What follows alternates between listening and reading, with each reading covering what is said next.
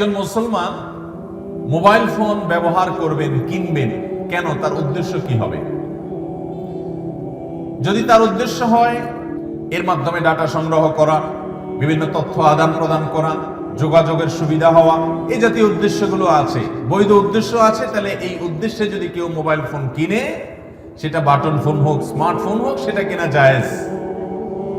আর যদি কেউ ইবাদতের উদ্দেশ্যে এটা কিনে, কারণ ইন্নামাল আমালু বিন্নিয়াত, আপনি উদ্দেশ্য কি উদ্দেশ্য নিয়ে আপনি কিনেছেন সেটাই দেখার বিষয়। উদ্দেশ্য যদি সওয়াব আহরণ করা হয়, উদ্দেশ্য যদি হয় আল্লাহর পথের মাধ্যমে মানুষকে আহ্বান করা, উদ্দেশ্য যদি হয় এর মাধ্যমে নিজে ইলম অর্জন করা, উদ্দেশ্য যদি এখান থেকে কোরআন তেলাওয়াত করা, ভালো ভালো জিনিসগুলো গ্রহণ করা, হারাম থেকে বেঁচে থেকে এভাবে চলবেন, এই উদ্দেশ্য নিয়ে যদি আপনি করেন, তাহলে আপনার এই মোবাইল ফোন কেনাটা শুধু জায়েজ নয়, বরং ইবাদতে পরিগণিত হবে ইনশাআল্লাহ।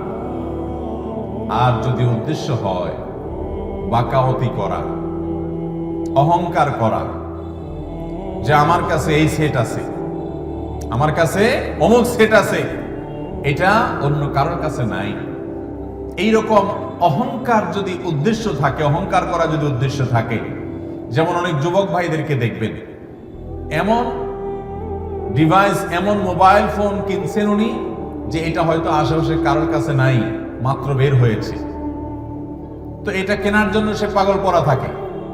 অনেক প্রবাসী ভাই আছেন, দেশে আসার সময় এমন সেট কেনার চেষ্টা করেন যে এটা এলাকাতে আর কেউ নাই। উদ্দেশ্য যদি এরকম থাকে যে এটা নিয়ে যখন যাব সবাই বলবে দেখি, আরে এই সেট তো আগে দেখি নাই, ও তাই নাকি নতুন আসছে, তাহলে নিজের একটা ভাবসাব জাহির হবে, নিজেরকে একটু কিছু কি হনুরে মনে হবে। এরকম অন্য সবার থেকে নিজেকে পৃথক করার জন্য, আলাদা করার জন্য, বিশেষ ব্যক্তি এটা প্রমাণ করবার জন্য, অহংকার করার জন্য, দেখাবার জন্য যদি হয়, তাহলে সেই মোবাইল ফোন কিনলে গুনাহ হবে, নাজায়েজ হবে, এবং এটার কারণে সে আল্লাহর কাছে জবাবদিহিতার মুখোমুখি হতে পারে। কারণ অহংকার করা, গর্ব করা, অন্যদের কাছ থেকে নিজেকে আলাদা করে বিশেষ প্রমাণ করার চেষ্টা করা, এটা মুসলমানের স্বভাব হতে পারে। ভাইরা আমার, তাইলে মোবাইল ফোনের এটার কেনার সময় উদ্দেশ্যের উপরে ভিত্তি করে 3 ধরনের বিধান চলে আসলো।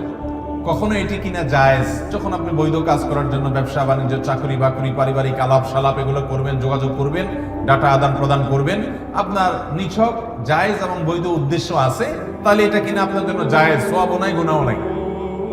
আর যদি এটা কিনে আপনি কোনো নেক কাজ করবেন সে উদ্দেশ্য থাকে, এটা দিয়ে কোনো ইবাদত বন্দেগী ভালো কাজ করবেন এই উদ্দেশ্য থাকে, তাহলে এটা কেনাটা জায়েজ, শুধু না এটা কেনাটা সওয়াবের কারণও হতে পারে।